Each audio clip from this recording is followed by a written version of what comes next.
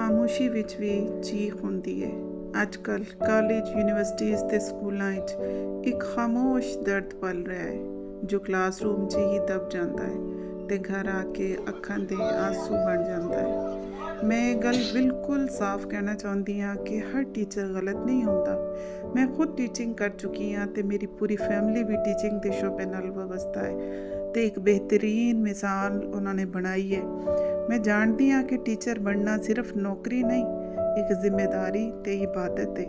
ਪਰ ਜਦੋਂ ਕੁਝ ਲੋਕ ਇਸ ਮੁਕੱਦਸ ਰਿਸ਼ਤੇ ਨੂੰ ਔਰ ਇਹਦਾ ਗਲਤ ਇਸਤੇਮਾਲ ਕਰਨ, ਜਦੋਂ ਤਾਲੀਮ ਦੇ ਨਾਮ 'ਤੇ ਖੌਫ ਪੈਦਾ ਕੀਤਾ ਜਾਵੇ, ਜਦੋਂ ਮਾਰਕਸ, ਗ੍ਰੇਡ ਜਾਂ ਫਿਊਚਰ ਨੂੰ ਦਬਾਅ ਬਣਾਇਆ ਜਾਏ ਕਿ ਸਾਡੀ ਗੱਲ ਮੰਨ ਲਓਗੇ ਅਤੇ ਸਮੈਸਟਰ ਪਾਸ ਹੋਵੇਗਾ, ਨਹੀਂ ਤੇ ਨਹੀਂ, ਗੈਰ ਹਾਜ਼ਰੀ ਲੱਗੇਗੀ ਅਤੇ ਫਿਰ ਹੀ ਤੁਸੀਂ ਪਾਸ ਹੋਗੇ ਜਦੋਂ ਸਾਡੀ ਗੱਲ ਮੰਨੋਗੇ।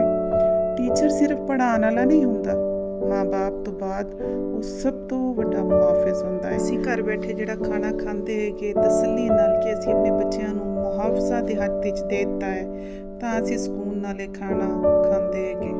ਜੇ ਸਾਨੂੰ ਪਤਾ ਹੋਵੇ ਕਿ ਕੀ ਯੂਨੀਵਰਸਿਟੀਜ਼, ਕਾਲਜ ਅਤੇ ਸਕੂਲਾਂ 'ਚ ਹੋ ਰਿਹਾ ਹੈ ਅਤੇ ਕੀ ਜ਼ਰੂਰਤ ਹੈ ਬੱਚਿਆਂ ਨੂੰ ਇੰਨੀ ਦੂਰ ਭੇਜਣ ਦੀ, ਜੇ ਅਗਰ ਤਾਲੀਮ ਦਾ ਇਹੀ ਹਾਲ ਹੈ।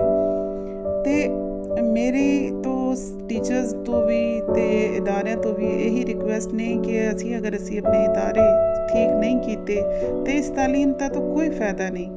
ਪੇਰੈਂਟਸ ਆਪਣੇ ਬੱਚੇ ਕਾਲਜ ਅਤੇ ਯੂਨੀਵਰਸਿਟੀਜ਼ ਇਸ ਲਈ ਭੇਜਦੇ ਨੇ ਕਿ ਉਹਨਾਂ ਦਾ ਮੁਸਤਕਬਲ ਬਣੇ, ਨਾ ਕਿ ਉਹਨਾਂ ਦੀ ਖਾਮੋਸ਼ੀ ਦਾ ਫਾਇਦਾ ਉਠਾਇਆ ਜਾਵੇ।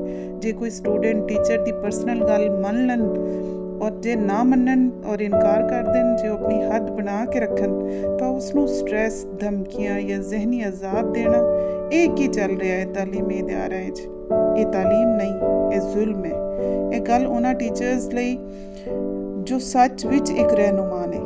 ਕਿਸੇ ਨੂੰ ਤੁਹਾਡਾ ਇੱਕ ਲਫ਼ਜ਼ ਬਣਾ ਵੀ ਸਕਦਾ ਹੈ ਅਤੇ ਵਿਗਾੜ ਵੀ ਸਕਦਾ ਹੈ। ਇਹ ਗੱਲ ਉਹਨਾਂ ਬੱਚਿਆਂ ਲਈ ਵੀ ਹੈ, ਬੱਚੀਆਂ ਨੇ, ਬੱਚੇ ਨੇ ਜੋ ਖਾਮੋਸ਼ੀ ਨਾਲ ਸਭ ਸਹਿ ਰਹੇ ਨੇ। ਬੇਟਾ, ਆਪਣੀ ਇੱਜ਼ਤ ਲਈ ਨਾ ਕਹਿਣਾ ਕੋਈ ਗੁਨਾਹ ਨਹੀਂ, ਤੁਸੀਂ ਆਵਾਜ਼ ਉਠਾਓ, ਡਰਨਾ ਛੱਡ ਦਿਓ। ਅਤੇ ਪੇਰੈਂਟਸ ਲਈ ਵੀ ਹੈ ਕਿ ਸਿਰਫ ਫੀਸ ਦੇਣਾ ਜ਼ਿੰਮੇਵਾਰੀ ਨਹੀਂ, ਬੱਚਿਆਂ ਨੂੰ ਸੁਣਨਾ, ਉਹਨਾਂ 'ਤੇ ਯਕੀਨ ਕਰਨਾ, ਇਹ ਵੀ ਬਹੁਤ ਜ਼ਰੂਰੀ ਹੈ। ਤਾਲੀਮ ਦਾ ਮਕਸਦ ਡਰ ਪੈਦਾ ਕਰਨਾ ਨਹੀਂ ਹੁੰਦਾ, ਬਲਕਿ ਹੌਸਲਾ ਦੇਣਾ ਹੁੰਦਾ ਹੈ। ਟੀਚਰਸ, ਪੇਰੈਂਟਸ ਅਤੇ ਸਟੂਡੈਂਟਸ ਆਪਣੀ ਆਪਣੀ ਹੱਦ ਵਿੱਚ ਰਹਿ ਕੇ ਇਨਸਾਨੀਅਤ ਨਿਭਾਉਣ ਲਈ, ਅਤੇ ਸ਼ਾਇਦ ਕੋਈ ਹੋਰ ਬੱਚਾ ਖਾਮੋਸ਼ੀ ਵਿੱਚ ਨਾ ਟੁੱਟੇ। ਇਹ ਵੀਡੀਓ ਕਿਸੇ ਦੇ ਖਿਲਾਫ ਨਹੀਂ, ਇਹ ਸਿਰਫ ਇੱਕ ਯਾਦ ਦਹਾਨੀ ਹੈ ਕਿ ਟੀਚਰ, ਸਟੂਡੈਂਟ ਅਤੇ ਪੇਰੈਂਟਸ ਮਿਲ ਕੇ ਹੀ ਇੱਕ ਮਹਿਫੂਜ਼ ਮੁਸਤਕਬਲ ਬਣਾ ਸਕਦੇ ਨੇ। ਜੋ ਕੁਝ ਸਾਡੇ ਇਦਾਰਿਆਂ 'ਚ ਹੋ ਰਿਹਾ ਹੈ, ਬਾਖੁਦਾ ਇਹਨੂੰ ਕੰਟਰੋਲ ਕੀਤਾ ਜਾਵੇ।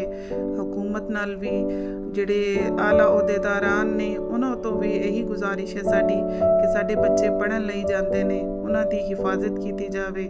ਜੇ ਟੀਚਰ ਹੀ ਲੁਟੇਰੇ ਬਣ ਜਾਣ ਤਾਂ ਤਾਲੀਮ ਦਾ ਕੀ ਹੋਵੇਗਾ। ਇਜਾਜ਼ਤ ਦਿਓ, ਅੱਲਾ ਹਾਫਿਜ਼।